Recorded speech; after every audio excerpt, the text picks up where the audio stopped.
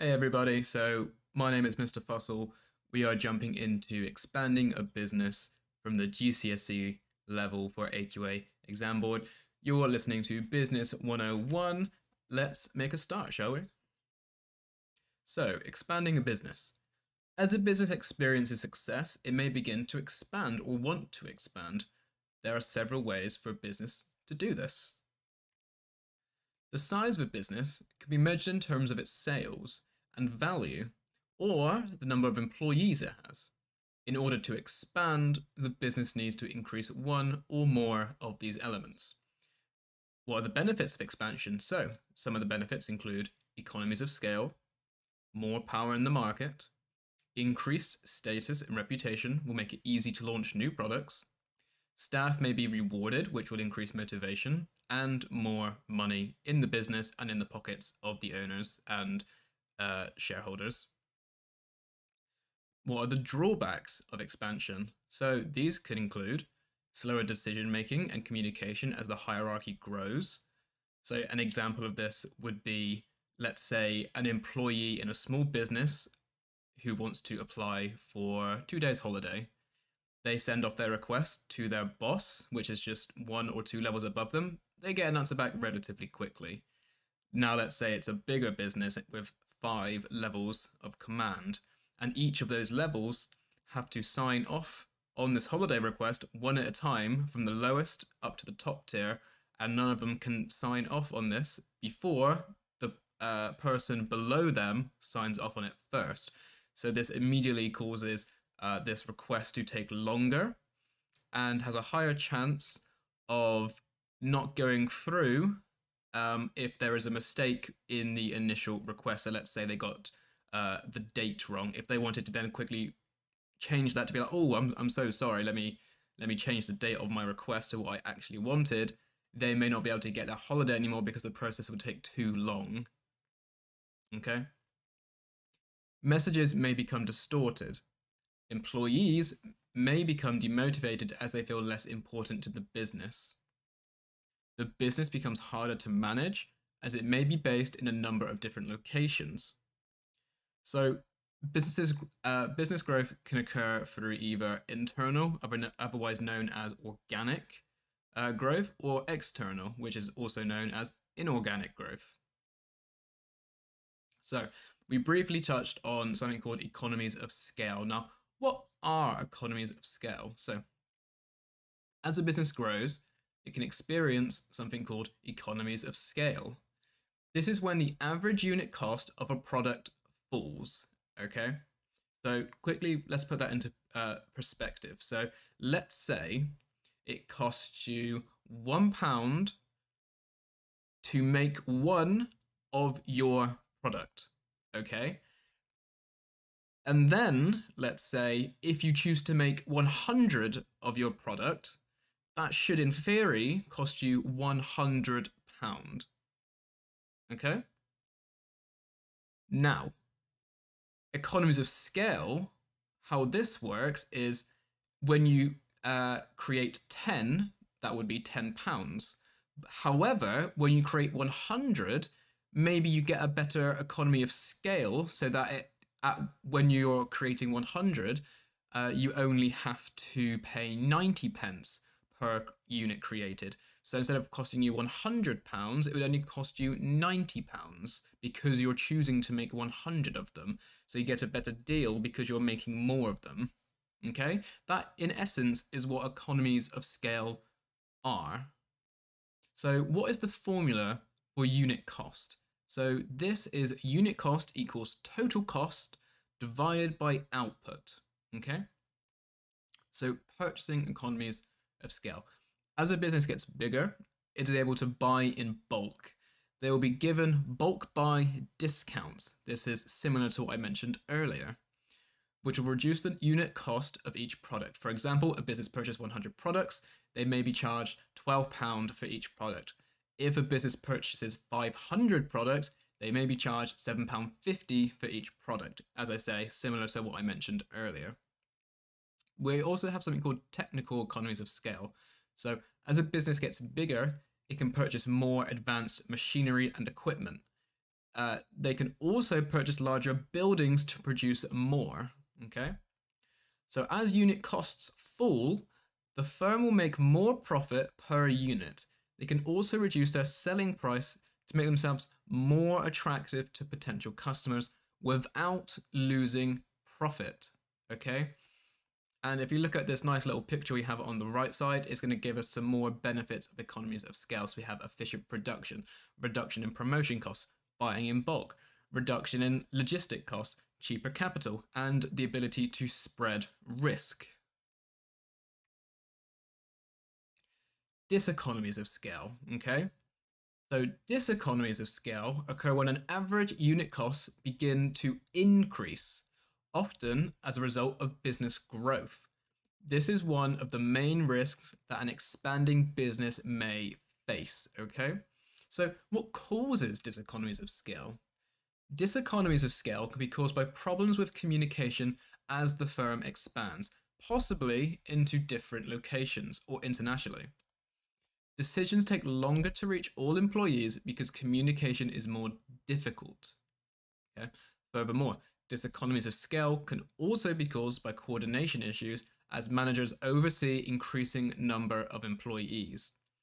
These can lead to reduced staff motivation and lower productivity, which increases unit costs. So how do we calculate average unit costs? So the formula for counting unit costs is unit cost equals total cost divided by output. So let's do an example. If a business has total costs of £200,000 and produces 100,000 units, the unit cost is £200,000 divided by 100,000 units, which equals £2 per unit. If the business increases production to 200,000 units, and the total cost increased to £250,000, the unit cost is £250,000 divided by 200,000 units, which equals £1.25 per unit. Unit costs have decreased in this example. This shows that the business is experiencing economies of scale. The business then increases production to 300,000 units and total costs increase to 400,000. Therefore, the unit cost is 450,000 divided by 300,000 units, and this equals a unit cost of £1.50.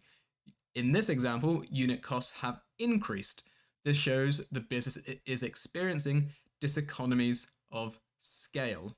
Okay, and we have some more examples again on the right side of what can cause, some examples of diseconomies of scale. So this could be poor communication, inefficient management, motivation levels, higher costs of materials, and greater levels of debt and interest.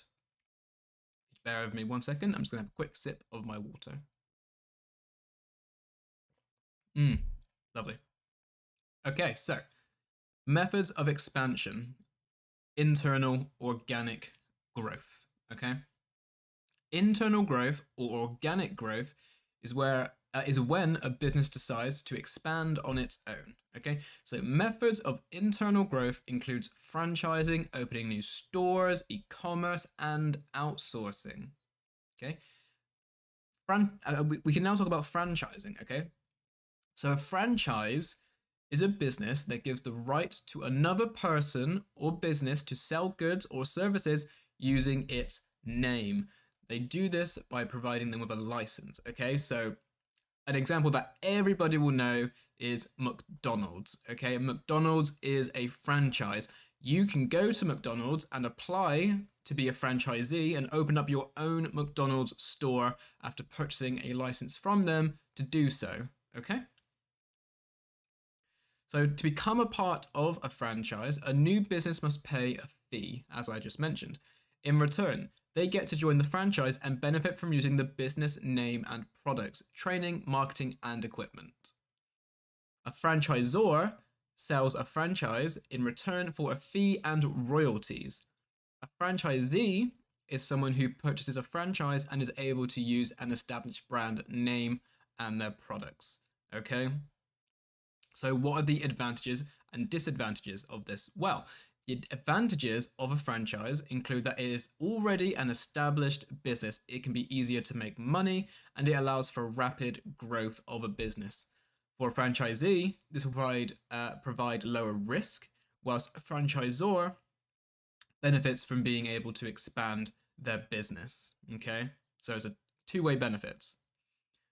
Disadvantages of a franchise, though, include a loss of some decision-making control, along with lower levels of profit for both a franchisee and a franchisor. Franchises can also be expensive to set up and manage. Okay? Continuing on. Opening new stores. Opening new stores is a great way to expand a business. This can be done either nationally or internationally. Businesses must be able to find a suitable location for a new store, though, and have access to enough finance to pay for it. E-commerce. E-commerce involves selling products online. Businesses such as Argos and John Lewis have established successful online stores in addition to their physical stores. This provides businesses with a much larger market and the ability to make sales at any time, though it can be expensive to set up and manage. Outsourcing. Outsourcing occurs when a business pays another firm to produce its products. This allows the business to increase its capacity quickly with minimal investment. So, for example, a cereal manufacturer could meet an increase in demand by asking another cereal manufacturer to produce their products. Okay? However, the business will lose control and their reputation could be damaged if the products are not of the same quality. So, what are the advantages and disadvantages of internal, otherwise known as organic growth? Advantages of internal growth include a business can maintain its own values, it has lower risk, and higher production means the business that means the business can benefit from economies of scale and lower average costs, like we spoke about earlier. So what are the disadvantages of internal growth? This would be the return on investment, which could take longer, slower growth, and the growth may be limited and is dependent on the reliability of sales forecasts. Okay, so methods of expansion. External, otherwise known as inorganic growth. Let's talk about mergers and takeovers. So external growth, otherwise known as inorganic growth, usually involves a merger or takeover. A merger occurs when two businesses join to form a new, larger business. A takeover occurs when an existing business expands by buying more than half the shares of another business. An example of a merger would be that business A and business B want to expand but do not feel they can get any bigger alone. Both businesses decide to come together and share their business locations, stock, marketing, products, and staff. This allows them to grow together as a single business. An example of a takeover would be where business A decides that they want to grow, but that the area that they want to grow into is already occupied by a similar or smaller business. Business A then decides to buy over 50% of the shares in another business to take control, giving them access to grow by owning a new business in either the same or a different area of the market. So now that we've got those examples out of the way, let's talk about the four merger and takeover methods. Okay? Horizontal integration. This occurs when two competitors join through a merger or takeover. The new business then becomes more competitive and increases its market share. This gives it more control when negotiating and setting prices. Backward vertical integration. This occurs when a business takes control of a business earlier in the supply chain. Forward vertical integration. This occurs when a business takes control with another that operates at a later stage in the supply chain. And finally, conglomerate integration. This occurs when businesses in unrelated markets join through a takeover or merger. This enables businesses to spread their risk over a wider range of products and services. So, what are the advantages and the disadvantages of external, otherwise known as inorganic growth? So, advantages include reduced competition, market share that can be increased quickly, and the potential for economies of scale at a greater level. Okay? Disadvantages of external growth can include it being more expensive to take over or merge with another business, managers lacking the experience to deal with other businesses, and there may be culture clashes which lead to diseconomies of scale. So if you remember earlier when we were talking about management diseconomies, if we go back, there's many different types other than just financial. So poor communication, inefficient management, motivation. So that connects back, as you can see. Okay. With all that being said, guys, that is today's lesson over. Okay. I hope you learned something today about business expansion, the ins and outs, the advantages and disadvantages, the hows, the hows and hows not to do. But with that all being said, guys, I really do hope you enjoyed today's lesson. I really did hope you learn something from today's lesson. And I really, really, really do hope that I see you in the next lesson, okay? I've been Mr. Fussell from Business 101. Good day.